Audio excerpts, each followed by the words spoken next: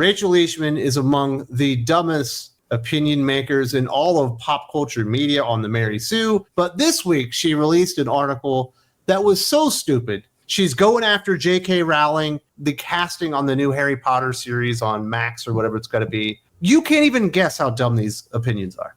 You can't. I mean, I feel like I have an idea, but the depth of Rachel Leishman's stupidity never ceases to amaze me. So I think every time we've hit rock bottom, it turns out it's a false bottom, and there's lower to go. Absolutely. We are going into the deep end of absolute stupidity on this one, talking about the Harry Potter casting. I have strong feelings on Severus Snape, but one thing is undeniable. That man in the books is a wizard, racist, and a misogynist. He quite literally is disgusted by Hermione because she's a mudblood, and he said the same thing about Lily Evans, a woman he supposedly loved. So the implications of them casting Paapa Essiedu as Snape are messy at best. Many have pointed this out. Snape as a character is not a hero, and if anything, he often uses status as a loner white man to harm others. So casting Essiedu does, in my mind, require a lot of changes that the show needs to do for him to work as a character. Snape quite literally abuses a child because said child's mother did not want to be with him. That's got a white man written all over it. Wow. You were right. You called it. I didn't think it could get any stupider, but that is the dumbest shit I have ever heard. Professor Snape shouldn't be played by a white man because that's the way the character was written in the book. It's because the actions are so evil, they shouldn't be associated with a black character. And only a white man would go out there and abuse children, apparently, according to her. How infantilizing is that? Well, this is what always amazes me about people like Rachel Leishman, is just the way that they're willing to infantilize and take away the inherent humanity of the people that they purport to defend. Because being flawed and having these sorts of flaws, and every single sin under the sun is committed by every single person in the human race, be they white, black, whatever ethnicity, whatever sexuality, whatever gender, out of the two that there are. Yes, Rachel, there's two. It's so absolutely ridiculous. And this is the inherent problem, real enormous problem, not just with America, but really with just Western culture. These dumbass, far left liberal white women are amongst the most racist people in the world, but they come up with the dumbest fucking logic. And you cannot talk them out of these stupid ass opinions. You cannot speak reasonably with them and go, hey, this is a really stupid point because of this and that. Like, they've fully bought into these kind of dumbass fucking narratives. Their heads are just peeled open and their college professor vomits into it.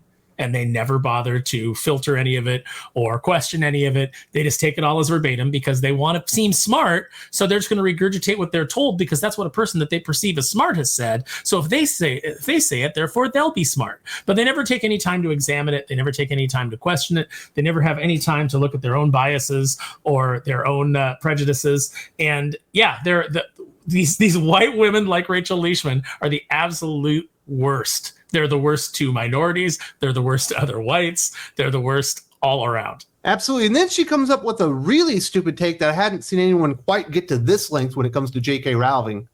With every new bit of news that I want to engage with, I am reminded that J.K. Rowling still has her hands all over the show, even if the series is just inspired by her work and they try to separate themselves as much as possible from her. Rowling still gets money because she's still attached to the Harry Potter franchise. Attached to the Harry Potter franchise? She's the creator. She is the fucking Harry Potter franchise. What are you talking about? And there's no distancing yourself from J.K. Rowling if you're working in the franchise Harry Potter, which she is the creator of. There's no distancing her because she was smart. She was actually smart, Rachel Leishman, something you're trying to pretend to be. But she was actually smart when she did her contracts because she gets approval over everything. Over everything. There is no separating from her. And if you want to watch Harry Potter, then I guess by your logic, because you still want to engage with this franchise, Rachel Leishman, you must be a transphobe because that's how you've painted Harry Potter, or that Harry Potter's creator. That's how you've painted her, J.K. Rowling. You've painted her as a transphobe. Therefore, by supporting anything Harry Potter, even writing this article right here and bringing attention to the show, you are engaging in transphobia, Rachel. Daniel Radcliffe is associated with Harry Potter. Warner Brothers is associated with Harry Potter. Harry Potter is the fucking J.K. Rowling franchise. Everyone knows that. And to indicate, oh, it's merely associated with her. No, she owns the whole fucking thing. That's why she's probably a billionaire by this point. And that's the funny thing is whenever anybody comes at her, she can just go like, well, I mean, here's my residuals from last year. I'm doing great. Fuck you, money is a beautiful thing. Yes. I love it when they say to her, I just burned all your books. She's like, well, I still got paid for them. So, yeah. Now, you did mention the transphobe stuff, so she had to throw that in there. In recent years, Rowling has used her platform to continually attack the trans community and share misinformation about trans people. She used her X account to share harmful rhetoric and attack those who try to correct her or push back. And so every time the show announces anything, I'm reminded she's still a major part of the production. So whatever excitement I may have or interest in watching, I quickly remember that I won't be giving the show the breath it wants if her name is still attached to it. Well, she still owns all of it, so it's firmly attached to it.